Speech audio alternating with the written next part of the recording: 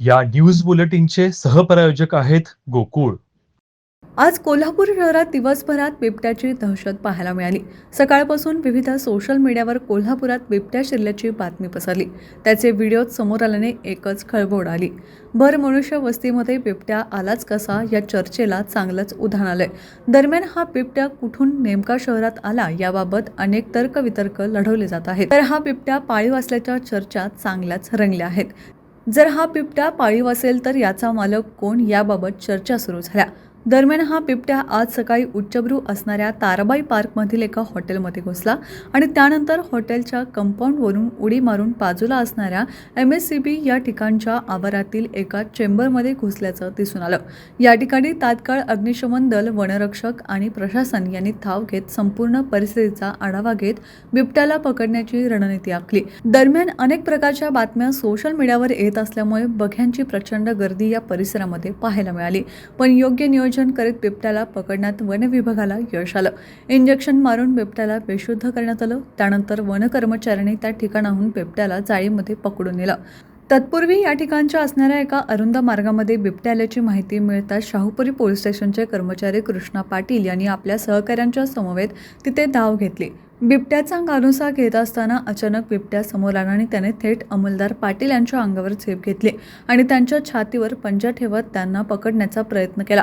परंतु तात्काळ सावध होत कृष्णा पाटील यांनी बिबट्याला आपल्या हातामध्ये असणाऱ्या काठीने बिबट्याला भिडले. दरम्यान हॉटेलच्या परिसरामध्ये असताना या ठिकाणी माळी काम करणाऱ्या तुकाराम कुंद्रे हे बेसावध असताना अचानक बिबट्याने त्यांच्यावरती हल्ला केला.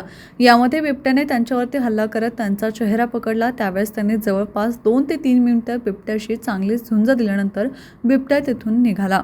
त्याच्यानंतर मग बिबट्या नंतर स्टाफ आमच्या बाहेर आला. बिबट्या मग त्याच्यानंतर पळून गेला. त्याच्यानंतर मग तुम्हाला डायरेक्ट हॉस्पिटलमध्ये आणला की हो, हॉस्पिटलमध्ये आम्हाला तिथं शेजारी केळकर हॉस्पिटलला नेलं आम्हाला तिथं आमच्या स्टाफनं. तर ते म्हणले आमच्या इथं ते इंजेक्शन वगैरे आपल्याला नाही आहे, मला CPRला जावं लागलं. मग आयुष्यात कधी असा प्रसंग येईल हे नाही, कधीच नाही. कोणाच्या ध्यानीमध्ये नव्हतं? नाही पहिल्यांदाच काय मला अच्छा. पहिल्यांदाच समजलं. घरच्यांना कधी कळाली ही बातमी, कुणाकडून कळाली? घरच्यांना काय मला माहीत नाही. मग नंतर मी काय सांगितलं नाही. बरं.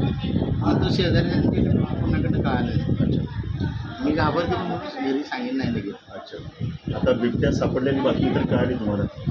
काय तर मला काय सांगायचं, फॉरेस्ट खात्याने त्याच्याकडे जास्त लक्ष द्यावं. हं.